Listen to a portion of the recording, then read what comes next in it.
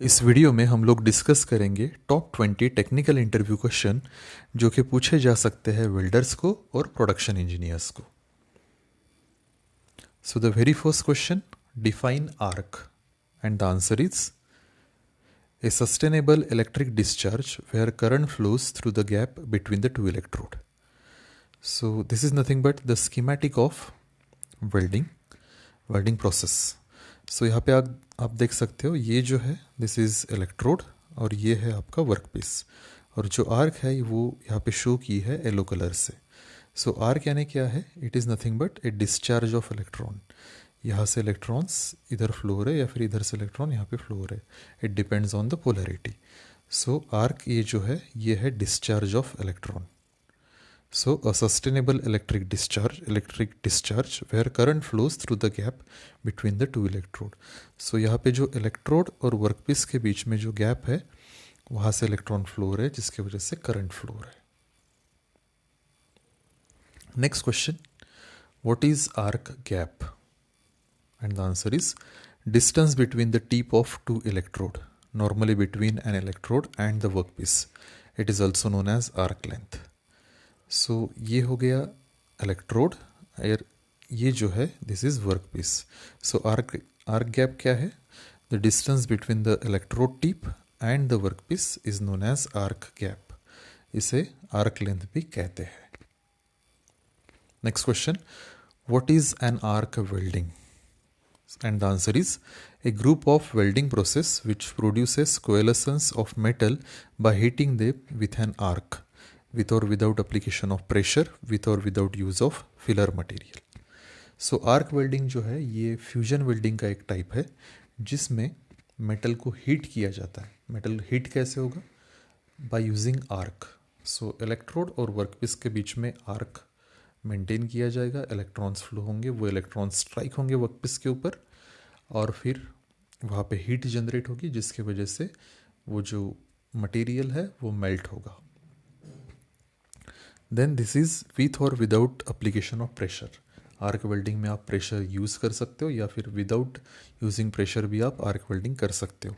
And again with और without use of filler material, आप इसमें फिलर मटेरियल यूज़ कर सकते हो या फिर without using filler material also you can perform the arc welding.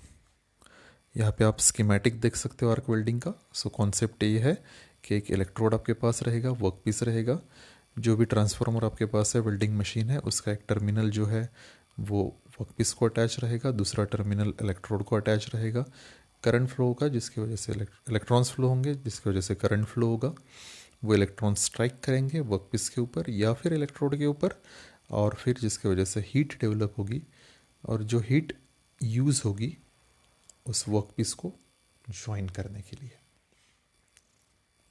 Next question, what is atomic hydrogen welding?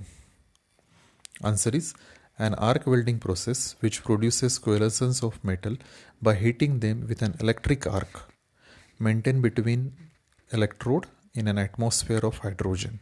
Shielding is provided by the hydrogen.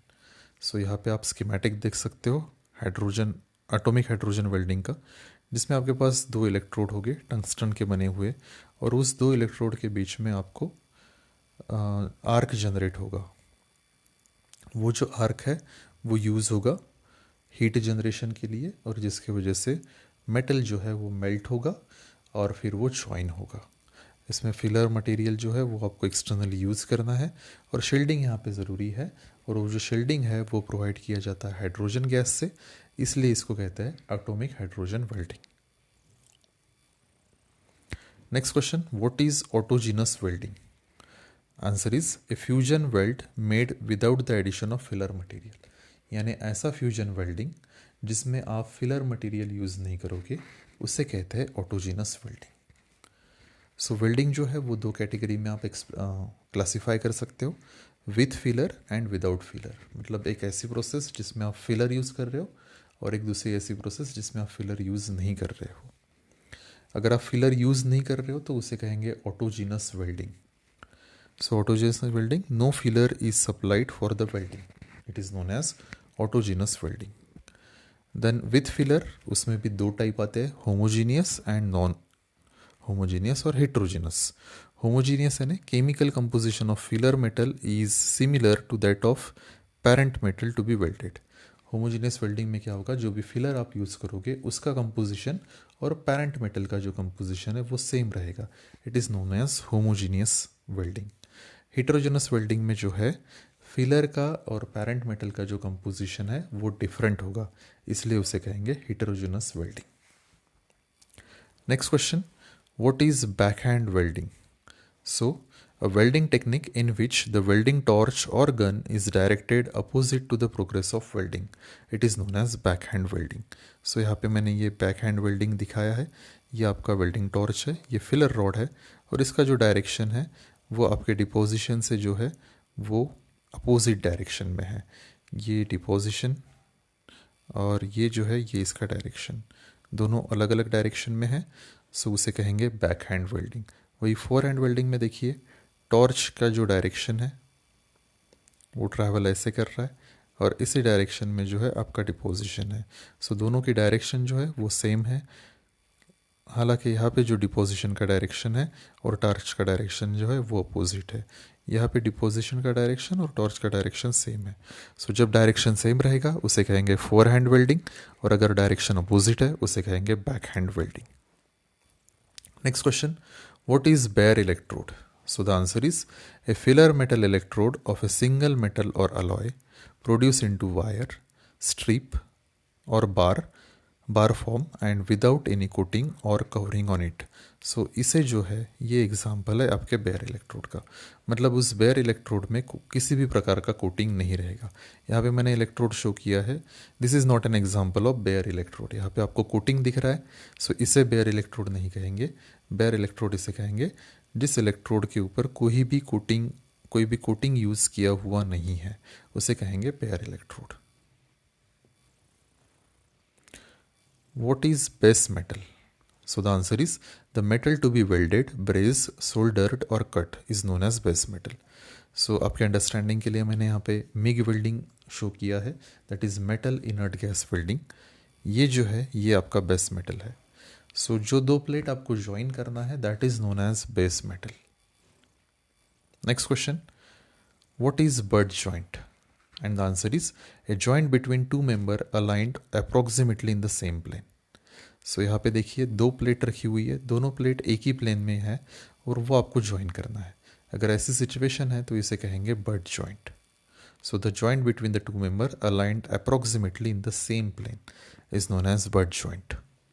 Next question, what is continuous weld?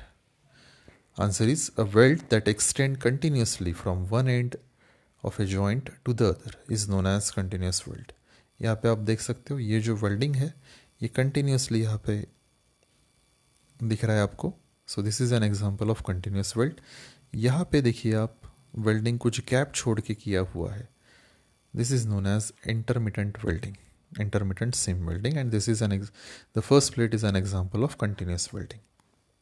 Next question, what is crater? Answer is a depression at the termination of a weld bead is known as crater. So weld bead जहाँ पे end हो रहा है वहाँ पे आपने देखा होगा कि एक ऐसे डिप्रेशन आता है उसके ऊपर, and this depression is known as crater. Next question, define deposition efficiency in an arc welding. Answer is ratio of weight of deposited metal to the net weight of filler metal consumed is known as efficiency of an arc welding. यानी एक ऐसा ratio जिसमें आपने actual कितना material deposit किया है उसका weight और फिलर मटेरियल का weight that is known as efficiency in arc welding. Next question, what is diffusion welding? Answer is a solid state welding process that produces coalescence of faying surface by the application of pressure at elevated temperature. So जो welding है वो major दो category में आप classify कर सकते हो, one is fusion welding, second one is solid state welding. So the diffusion is a type of solid state welding. अब इसमें होगा क्या, दो जो सरफेसेस है उसको हीट किया जाएगा, उसे मेल्ट नहीं करेंगे. जैसे फ्यूजन वेल्डिंग में आप मटेरियल को मेल्ट करते हो, सॉलिड स्टेट वेल्डिंग में सिर्फ मटेरियल को हीट करेंगे और उसके बाद प्रेशर अप्लाई करेंगे. That is known as diffusion welding. Next question, what is edge joint? Answer is a joint between the edges of two or more parallel or nearly parallel member is known as edge joint.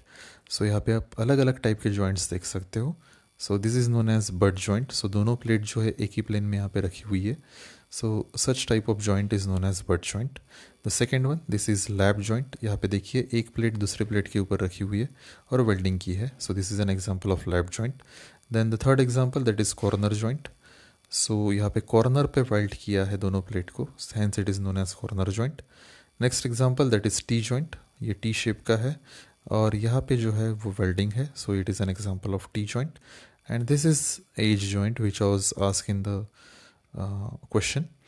सो यहाँ पे दो plate जो है एक दूसरे को parallel रखी हुई है और उसके एजेस पे वेल्डिंग किया हुआ है. So such type of joint is known as edge joint. Next question, what is explosion welding? A solid state process in which coalescence is affected by high velocity movement of the workpiece produced by controlled detonation. So this is a schematic of explosion welding. यहाँ पे आप देख सकते हो, इसमें ये जो है ये आपका बेस सरफेस है, बेस प्लेट है. इस बेस प्लेट के ऊपर आपको ये जो प्लेट है ये आपको वेल्ड करना है. सो कुछ डिस्टेंस छोड़ के ये प्लेट ऐसे रखा जाता है और फिर इस प्लेट के ऊपर यहाँ पे एक्सप्लोजिव मटेरियल जो है वो बिछा देंगे और उसे जला देंगे, उसका ब्लास्ट करेंगे. वो ब्लास्ट के वजह से क्या होगा, हाई प्रेशर से ये जो प्लेट है वो नीचे प्रेस होंगी और इस प्लेट को वेल्ड हो जाएंगी. That is known as explosion welding. Next question, what is filler metal? So the answer is metal to be added in making a welded, brazed और soldered joint is known as filler metal. So आपके understanding के लिए मैंने यहाँ पे tungsten inert gas welding का example लिया है. सो ये जो है this is known as filler metal. So the when the arc is generated in between electrode and the workpiece, during that the filler metal is supplied to supply extra metal during the welding. Next question, what is flux? Answer is material used in welding to prevent, dissolve or facilitate removal of oxides and other undesirable surface substances. So यहाँ पे आप देख सकते हो this is known as flux, जो कि granular के form में है. This process is known as submerge arc welding process. So flux क्या है? फ्लक्स जो है एक मटेरियल है जो वेल्डिंग के टाइम यूज़ होता है, जिसके वजह से आपका ऑक्सीडेशन नहीं होगा. मतलब जो भी वेल्ड सरफेस है वो एटमॉस्फेयर के कांटेक्ट में नहीं आएगा, मतलब ऑक्सीजन के कांटेक्ट में नहीं आएगा, जिसकी वजह से अंदर ऑक्साइड्स फॉर्म नहीं होंगे. अगर ऑक्साइड्स फॉर्म होते हैं तो वो जॉइंट ब्रिटल बनेगा और उसकी कैपेसिटी कम होगी. सेकेंड थिंग, जो फ्लक्स है वो डिज़ोल्व हो जाता है और वो आपके मेटल के साथ वहाँ पे चिपक जाता है. जो एक्स्ट्रा जो स्लैग है वो हल्का होता है तो आप वो ठंडा होने के बाद निकल जाएगा. So that is flux. Next, what is forge welding? Answer is process that produces coalescence of metal by heating them in air in a forge and by applying pressure or blows sufficient to cause permanent deformation at the surface. So forge welding में क्या होगा, जो भी दो part आपको heat करना है, आपको वेल्ड करना है, पहले तो उसे हीट किया जाएगा, उसे मेल्ट नहीं करेंगे, जस्ट उसको हीट करेंगे. So this is an example of solid state welding. Heat करने के बाद फिर प्रेशर अप्लाई करेंगे with the help of hammer so that it will get join. Next question, what is GTAW? And the answer is process that produces coalescence of metal by heating them with an arc produced between a tungsten, that is non-consumable electrode, and the workpiece. Shielding is obtained from the gas. So यहाँ पे आप देख सकते हो tungsten inert gas welding का schematic. इसमें जो है non consumable type of electrode use होता है जो कि टंगस्टन का बना हुआ है. आपको यहाँ पे फिलर मेटल सप्लाई करना है और जो शील्डिंग है वो एक्स्ट्रा अलग से प्रोवाइड किया जाता है, जिसके लिए आप हाइड्रोजन, ऑक्सीजन अर्गान, नाइट्रोजन, ये सारे गैसेस आप यूज़ कर सकते हैं. So that is known as GTAW. Next question, what is heat affected zone? And the answer is the portion of the base metal that has been melted but whose chemical properties or microstructure have been altered by the heat of welding, brazing, soldering or cutting. So यहाँ पे आप देख सकते हो heat affected zone. ये जो है ये आपका वेल्ड बीड है, ये आपका बेस मेटल है. अब इस पोर्शन में जो है वो वेल्डिंग होगा इस ट्रांसफ़र सेक्शन में. सो यहाँ पे जो वेल्डिंग होगा जिसकी वजह से यहाँ पे हीट डेवलप होगी और वो हीट आपके पेरेंट मेटल में फ्लो करेगी, जिसके वजह से यहाँ का माइक्रोस्ट्रक्चर जो है वो चेंज होगा. उसे कहेंगे heat affected zone. So thank you so much for watching my video. Thank you.